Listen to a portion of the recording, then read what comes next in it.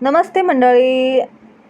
आज आपण करणार आहोत अगदी झणझणीत असा पाटोडी रस्सा आणि मस्त गरमागरम अशी ज्वारीची भाकरी. हे बघा किती मस्त बनलेली रेसिपी तुम्ही पाहू शकताय. अगदी खानदेश स्टाईल तुम्हाला मी ही कशी बनवायची भाजी दाखवणार आहे आणि मस्त फुललेली पोपडा निघालेली अशी ज्वारीची भाकरी कशी बनवायची ते पण तुम्हाला मी दाखवणार आहे. तर व्हिडिओ पूर्ण बघा, स्किप करू नका. आणि खूप मस्त बनली होती ही भाजी.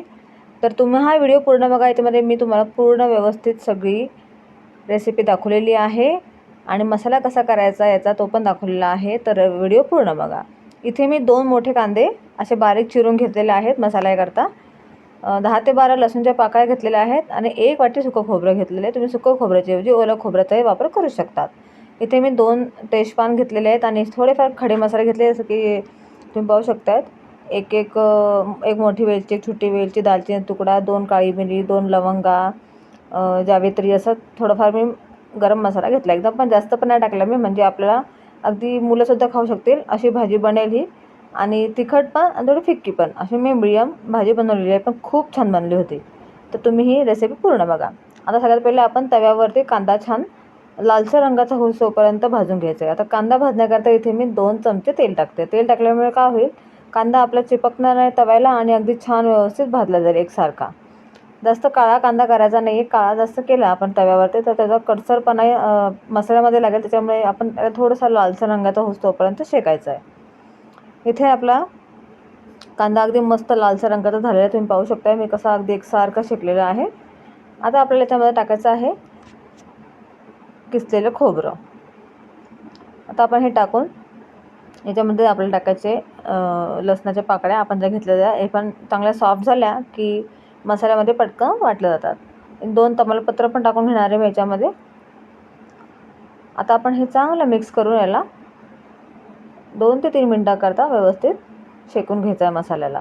मसाला शेकणं आणि मसाला वाटून झाल्यावर तो परत शेकणं कढईमध्ये, ही सगळ्यात जास्त चांगली प्रोसेस असते. त्याच्यामुळे भाजी आपली छान टेस्टी बनते. त्याच्यामुळे ना ही प्रोसेस आपल्याला एकदम व्यवस्थित करायची आहे, म्हणजे तुमची भाजीसुद्धा टेस्टी बनते. आता आपला मसाला सगळा छान शेकला गेलेला आहे. आपण एका प्लेटमध्ये सगळा मसाला काढून घ्यायचा आहे. हे बघा, सगळा मसाला मी इथे काढून घेतलेला आहे. आता त्याच तव्यावरती आपल्याला गॅसची फ्लेम एकदम लो करायची आहे आणि त्याच्यावरती आपले जे खडे मसाले घेतले होते ते टाकायचे आणि याच्यामध्ये मी अजून 1 चमचा मोठा असा जिरं टाकणार आहे आणि 2 मोठे चमचे मी इथे धने टाकणार आहे. तुम्ही धण्याच्या ऐवजी धण्याचं कुठंही वापरू शकतात, पण अख्खे धने टाकल्यावर त्याचा काही वेगळा स्वाद लागतो भाजीमध्ये. त्यामुळे तुम्ही अख्खे धने असतील तर ते नक्की टाका. आता हे आपल्याला 1 मिनिटपर्यंत शेकून घ्यायचे आणि लगेच काढायचे. जास्त पण त्याला शेकू नका, नाही तर त्याचा टेस्ट वेगळा लागतो. आता सगळा मसाले शेकून झालेले. आता आपला सगळा मसाला आपण थंड करून घेऊया, नंतर वाटायचा आपल्याला. आता आपला मसाला थंड होतोय तोपर्यंत इथे आपण रश्श्यामध्ये सोडायच्या पाटोड्या त्या कशा बनायच्या. आमच्या याच्यामध्ये खानदेशामध्ये पातोडीला पाटोड्या असे म्हणतात. तर इथे मी अशा पद्धतीने बेसनपीठ घेतलेलं आहे. तर साधारण 2 छोटे वाटी बेसनपीठ घेतले आहे मी. तुम्ही तुमच्या क्वांटिटीनुसार कमी जास्त करू शकतात. याच्यामध्ये मी थोडंसं लाल तिखट टाकलेलं आहे, थोडी हळद टाकलेली आहे, थोडंसं अजवाईन टाकलेली आहे मी 1 चमचा हातावर कुस्करून, थोडंसं मीठ टाकलेलं आहे. आता आपण हे सगळं मिक्स करून घेऊया आणि ना थोडं थोडं पाणी घालून याचा असा घट्ट असा डो तयार करायचा आपल्याला. याच्यामध्ये पाणी टाकताना तुम्ही थोडं थोडं करून टाका, एकदम पण ओतू नका, नाही तर मग बेसनला कसं असतं पाणी कमी लागतं. त्याच्यामुळे थोडं थोडं करून पाणी टाका आणि याचा असा घट्ट डो मळायचा आहे. तुम्ही पाहू शकता अशा पद्धतीने आपल्याला याचा डो तयार करायचा आहे. थोडंसं तेल टाकून आपण याला एकसारखं असं करून घेऊया, म्हणजे हे पीठ आहे ना आपल्या हाताला चिपकणार नाही. हे बघा, अशा प्रकारे मी घट्ट गोळा मळून घेतलेला. आता आपण याला थोडंसं रेस्टवर ठेवूया. तोपर्यंत इथे आपला मसाला पण थंड झालेला आहे शेकलेला. आता आपण हा सगळा मसाला मिक्सरमध्ये ट्रान्सफर करूया आणि याला वाटून घेऊया. हे बघा, सर्व मसाला मी आता मिक्सरच्या भांड्यात टाकते. मसाला हा थंड झाल्याशिवाय तुम्ही वाटू नका. गरम गरम मसाला वाटायला जा तर तो उडू शकतो, त्याच्यामुळे थंड झाल्यावर वाटा. आता आपण याला ना 1 फेरा पहिले फिरून घ्यायचा आहे, म्हणजे आपले खडे मसाले वगैरे छान याच्यामध्ये मिक्स होतील. आता आपण याच्यामध्ये ना लाल तिखट टाकू. इथे मी 2 चमचे मोठे लाल तिखट टाकते, 2 ते 2.5, आणि थोडीशी इथे मी हळद टाकते. धने टाकल्यामुळे आपण धण्याची पावडर टाकायची नाही. आता हे आपल्याला मसाला अगदी मस्तपैकी पाणी टाकून थोडं पाणी टाकून मस्त अशी याची बारीक प्युरी करून घेतली. तुम्ही पाहू शकता मसाला वाटताना आपल्याला असं एकदम मस्त फाईन पेस्ट करायची, म्हणजे जेव्हा आपण याची भाजी बनवू तेव्हा भाजी खूप छान बनते आणि टेस्ट चांगली लागते. आता आपण एका साईडला कढई ठेवायची. कढईमध्ये आपण टाकणार आहोत 2 ते 3 मोठे चमचे तेल. मसाले भाजी करताना तेल थोडंसं बरं टाका, म्हणजे ना तरी जर जशी वरती आली ना तर ती भाजी दिसायला पण छान दिसते आणि टेस्टला पण खूप छान लागते. आता आपण याच्यात एक तेजपान टाकूया तेल छान गरम झाल्यावर, आणि लगेच आपला मसाला जो वाटला होता तो आपण याच्यामध्ये टाकून घ्यायचा आहे. हे बघा, अशा पद्धतीने आपण मसाला टाकून घेतलेला आहे. आता आपल्याला याला हळूहळू हलवून ना व्यवस्थित एकसारखा एकजीव करायचा आहे आणि मसाला होऊ द्यायचा आहे. आता आपला मसाला आपण बारीक गॅसवर होऊ दे तोपर्यंत आपण इथे पाटवड्या लाटून घ्यायच्या आहेत. हे बघा, आपला गोळा पण छान सेट झालेला आहे. थोडंसं आपण रेस्ट दिली होती. आता ह्या गोळ्यापासून मी 2 लहान गोळे करते, म्हणजे आपल्याला पाटवडी लाटायला सोपं पडेल. आता आपण एका गोळ्याची पहिले एक अशी थोडंसं तेल लावायचं आहे, की तुम्ही पीठही लावू शकता. आणि पोळपाटवरती तेल लावून आपण ह्या गोळ्याची मस्तपैकी अशी एक मीडियम साईजची पोळी लाटून घ्यायची आहे. ना जास्त जाड ना जास्त पातळ. हे बघा, अशा पद्धतीने आता मी पोळी लाटून घेतलेली आहे. आता इथे मी पिझ्झा कटरच्या साहाय्याने याचे असे काप करून घेते. तुम्ही चाकूचा वापरही करू शकतात. हे बघा, अशा पद्धतीचे मी चौकोनी आकाराचे इथे पाटोड्या करून घेतलेल्या आहेत. आता तुम्ही कुठल्याही आकाराच्या करू शकता, असं काही नाही. आणि तुम्ही याची कन्सिस्टन्सी साईज बघू शकतात. मी अगदी मीडियम साईज ठेवलेली आहे, म्हणजे ना जास्त जाड ना जास्त पातळ. जास्त जाड जर केल्या तर मग त्या शिजायला थोडा वेळ लागतो. त्याच्यामुळे मी ना ही साईजचे करते, म्हणजे ना ही कसं आहे, आपण जेव्हा रसात सोडतो ना ह्या पाटोड्यांना तेव्हा ते थोडेसे फुलतात आणि थोडेसे अजून जाड होतात. त्यामुळे ना तुम्ही ही साईजची करा, म्हणजे अगदी खायला पण छान लागते.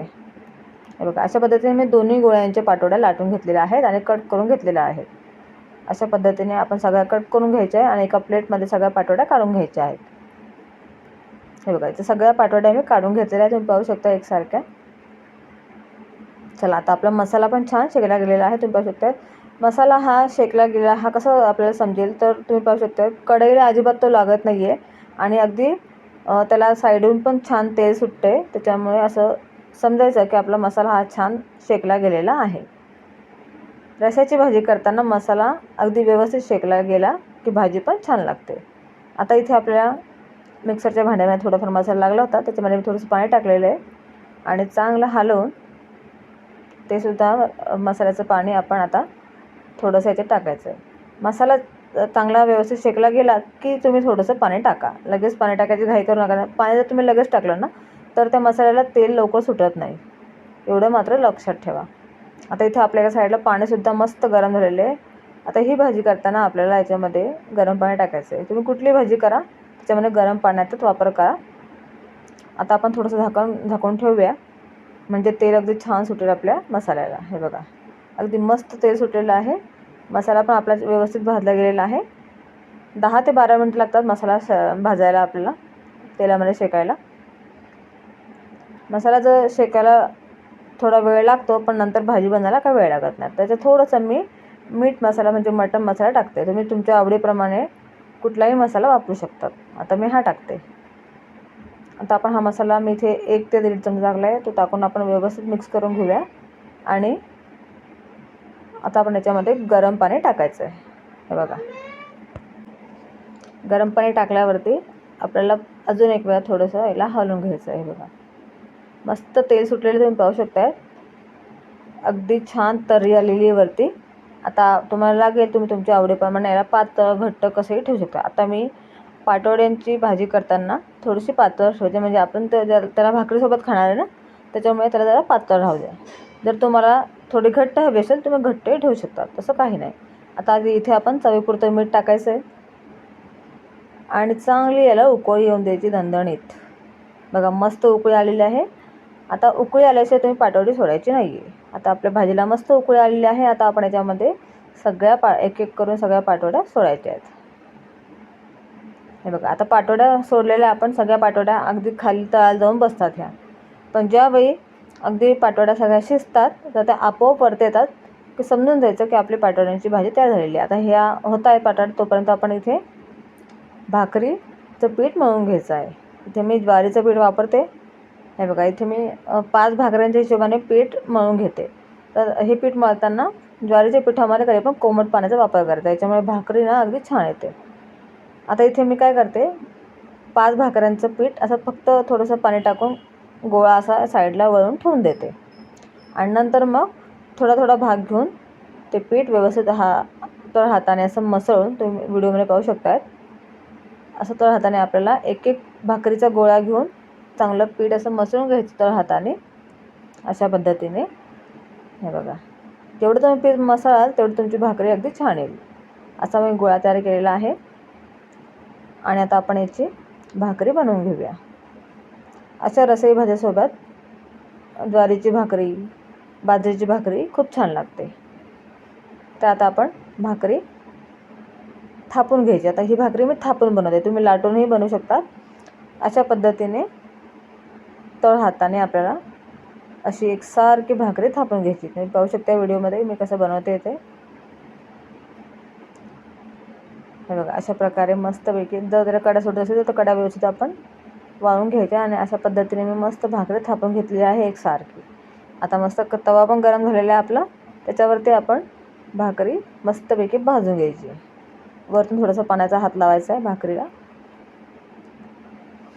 आणि भाकरीला आपण मस्त व्यवस्थित भाजून घेऊया. आता पाण्याचा हात लावल्यावर पाण्याची जी बाजू आहे ती थोडीशी आपल्याला सुकू द्यायची वरची. ती बाजू सुकली की मग आपण भाकरीला उलटवायचं आहे. हे बघा, व्यवस्थित शेकली गेलेली आहे वरची, सुकली ती बाजू. आता आपण उलटवल्यानंतर खालची बाजू आता आपल्याला व्यवस्थित होऊ द्यायची आहे. इथे आपली पाटवड्याची भाजी सुद्धा तयार झालेली आहे. बघा, आपोआप त्या पाटवड्या कशा वरती आलेल्या तुम्ही बघू शकतायत आणि तेल पण मस्त तरी पण छान सुटलेली आहे. म्हणजे आपली भाजी ही रेडी झालेली आहे आणि किती छान दिसते. वाटते की नाही तुम्हाला खावीशी, पण तर नक्की ही रेसिपी ट्राय करा.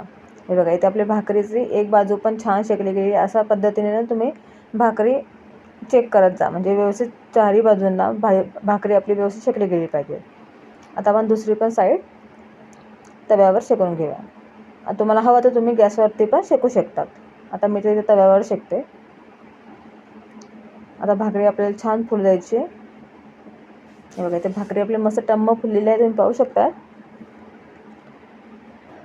मस्तपैकी भाकरी आणि भाजी, भात, कांदा, लिंबू हे सगळं जेवण झालं ना तर खूप छान वाटतं आणि खूप पोट भरतं मस्तपैकी.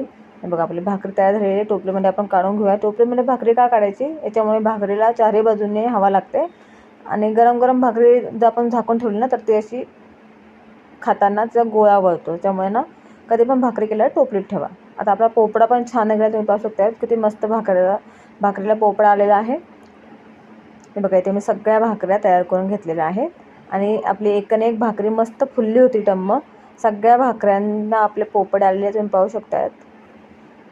हे बघा, मस्त भाकरी झालेली आहे आपली आणि इथं भाजी पण तयार झालेली आहे आपली. आता आपण लगेचच प्लेटिंग करायला घेऊया. हे बघा, ताटामध्ये मस्तपैकी मी पाटोड्यांची भाजी, पाटोडी रस्सा, भाकरी, मस्तपैकी कांदा, इथे माझ्याकडे कैरी होती आंबट गोड, ती पण मी ठेवलेली आहे. मस्तपैकी चटणीची पूड टाकायची, छान काकडी, पापड ठेवूया मस्त उडदाचा आणि शेवटी सगळ्यात लिंबूची फोड. इथे मी भात पण केला होता, भात पण ठेवलेला आहे. तर अशा पद्धतीने मस्तपैकी ताट जर तुमच्या पुढे आलं ते किती छान वाटेल तुम्हाला खायला.